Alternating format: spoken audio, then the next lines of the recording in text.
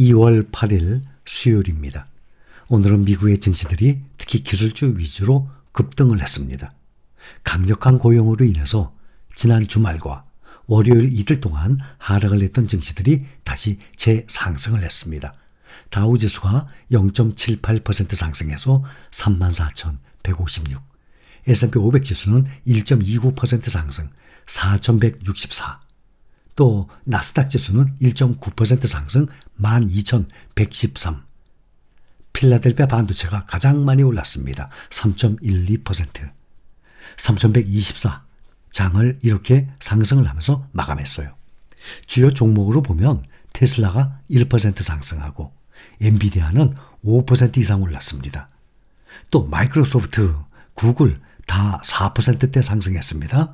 또 반도체 AMD도 2.6%, 애플이 1.9%, 대부분의 기술주 위주로 크게 상승을 했습니다.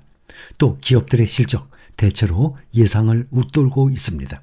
지금까지 실적을 발표한 기업 중에서 69%의 기업이, 그러면 10개 회사 중에 7개 회사죠, 예상치를 웃도는 이익을 발표했습니다.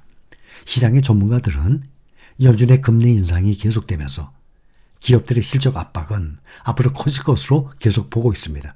차입 비용의 상승과 또 인플레이션이 기업들의 수익을 더욱 잠식할 것으로 보고 있습니다. 특히 오늘은 파월 의장의 발언이 롤러코스터 장세를 유발시켰습니다. 급격히 올라갔다가 다시 급격히 떨어졌다가 다시 급격히 완전히 재상승하면서 마감했습니다. 파월의 발언에 앞서서 일부 연준 의사들은 매파적 발언을 잇따라 내놓으면서 시장의 불안을 키웠습니다. CNBC와의 인터뷰에서 닐 카시카리 미니애폴리스 연방준비은행 총재가 1월의 강력한 고용으로 볼 때 연준이 승리를 선언할 만큼의 충분한 인플레이션을 가라앉히지 못했다고 하면서 공격적인 금리 인상의 필요성을 또다시 언급을 했습니다. CNBC 스코크 박스에 출연한 카시카리 총재는 금리를 인상하면 인플레이션을 억제할 수 있다면서 인플레이션이 더 올라가지 못하도록 공격적으로 금리를 인상하고 통화정책, 경제에 나타나도록 그렇게 더 올려야 된다라고 주장을 했습니다. 앞서 또 라파엘 보스틱이 애틀랜타 연방 준비은행 총재도 블룸버그 통신과의 인터뷰에서 예상보다 경제 상황이 좋다면 예상보다 금리를 더 많이 올려야 할 수도 있다면서 최종 금리가 시장의 전망보다 높을 가능성을 언급을 했습니다. 지난 1일 올해 첫 연방공개시장위원회 정리회의를 마친 뒤 0.25% 인상을 하고 기자회견에서 파월 의장은 디스인플레이션, 물가 상승 둔화, 이것이 시작됐다라고 말을 했습니다. 시장에서는 이것을 연내에 연준이 금리 인상을 중단한다는 의미로 해석하고 랠리를 펼쳤어요, 며칠 동안. 하지만 또 이틀 뒤에 미국 노동부가 발표한 1월 비농업 부문 신규 일자리 수가 무려 51만 7천 명. 시장의 전망을 3배 가까이 올렸어요. 상회했고 실업률도 3.4%. 수십 년 만에 최저치를 기록하는 이른바 완전 고용 시장은 예상을 뛰어넘는 호조를 보였어요. 예상보다 이 강력한 고용 발표에 시장에서는 연준의 금리 인상이 예상보다 길어질 수 있다는 우려가 확산됐고 지난 주말 월요일 이틀 동안 주춤해지면서 이틀 동안 하락을 했습니다. 파월의 이날 공개 연설은 연방공개시장위원회 회의 결과를 설명하는 기자회견 이후 일주일 만이다. 일주일 만이면 보통 발언이 크게 달라질 것이 없기 때문에 평소 같으면 크게 주목받지 못할 행사지만 이번에는 FOMC 이틀 뒤 공개된 고용 동향이 충격이 커서 과연 파월이 어떤 발언을 할지 시장이 촉각을 곤두세우고 있었습니다. 연준의 매파가 기준금리인 연방기금 금리가 5.5%까지 올라야 할 것이라고 목소리를 높였지만 파월은 디스인플레이션에 무게를 실었습니다. 파월은 오늘 연설에서 언제 연준이 금리 인상을 멈출지에 대해서는 어떤 힌트도 내놓지 않았습니다. 그저 2024년이 돼야 인플레이션이 연준을 불안하게 하지 않을 수준으로 떨어질 것이라고만 말을 했습니다. 연준은 데이터에 반응할 수밖에 없다면서 예컨대 강한 노동시장 보고서나 인플레이션 보고를 받는다면 어쩔 수 없이 예상보다 더 금리를 인상해야 할 것이라고 경고를 했습니다. 파월은 올해는 인플레이션이 크게 감소하는 해가 될 것이라면서 내 예상으로는 올해와 내년에 각 2% 가깝게 물가가 하락할 것이라고 말을 했습니다.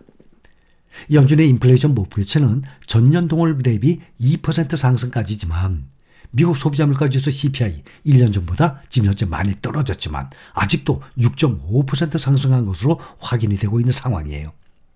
1월 고용지표 호조를 예상했는지 묻는 루벤스타인 회장의 질문에 1월 고용이 그처럼 강력할 걸로 예상하지 못했다면서 고용시장이 여전히 극도로 강력하다고 평가했습니다. 또한 강력한 고용 상황은 연준이 인플레이션을 가라앉히는 데 상당한 시간이 걸릴 것이라는 것을 보여준다면서 아마도 연준이 추가 금리 인상에 나서야 할 수 있다라고 말을 했습니다.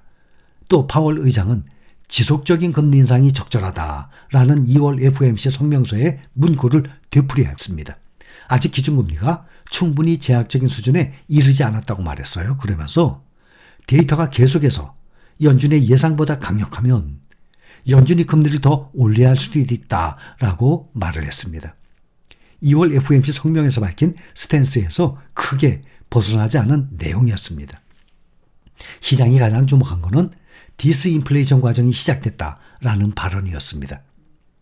2월 FOMC에서 투자자들이 가장 주목한 발언으로 이 발언을 기점으로 당시 미국 증시는 랠리를 펼쳤었습니다. 오늘도 의장은 이 같은 발언을 되풀이하면서 다만 디스인플레이션이 매우 초기 단계이며 여전히 갈 길이 멀다라고 지금 덧붙인 상태입니다.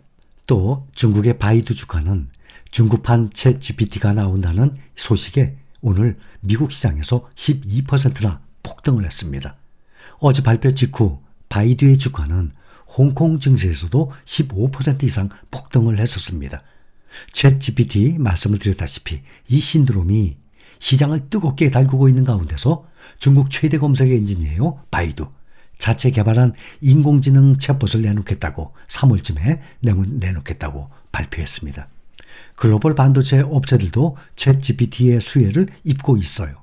구글은 전날 새로운 대화형 AI 서비스 바드를 공식 발표했고 한국의 네이버도 올 상반기 AI 기반 검색 시스템인 서치 GPT를 선보이겠다고 밝히면서 경쟁에 동참을 한 상태입니다. 전 세계에서 그래픽 처리 장치 GPU 이 시장의 80%를 차지하는 미국의 엔비디아의 주가는 올 들어서 무려 55%나 폭등을 했습니다. 이제 한 달여 만에 말이죠. 55%. 같은 기간 미국 대표 지수인 S&P 500 상승률 9%예요. 꽤 많이 올랐죠. S&P 500이 9% 올랐으면 평균 1년 평균 수익률이에요. 그런데 지금 연초부터 지금 2월 초까지 1년의 수익률 9%를 올렸습니다. 근데 이거에 엔비디아는 6배가 넘는 수익률을 올린 것입니다. GPU는 데이터 연산을 도맡아 하는 시스템 반도체, AI 서버의 핵심입니다. 또 경쟁사 AMD의 주가도 올 들어서 34%나 올랐습니다. 올 들어서 특히 기술주 중에서도 반도체주들이 작년에 많이 떨어진 거에 만큼 지금 가장 많이 올랐습니다. 메모리 반도체 생산 주력을 하는 우리나라 삼성전자와 SK하이닉스 주가도 각각 12%, 20%나 올랐습니다. 이 정도면 1년치 수익률의 이상이에요. 지금 한 달 만에 1년치 이상의 수익률들을 올린 상태예요. 테슬라는 전기차의 대표 종목이지만 테슬라 올해 한 달여 만에 무려 82%나 폭등을 했습니다. 자, 토요일과 지난 주말과 월요일 이틀 동안에 막강한 고용 발표 때문에 주춤하고 하락을 했다가 오늘 다시 급등을 했습니다.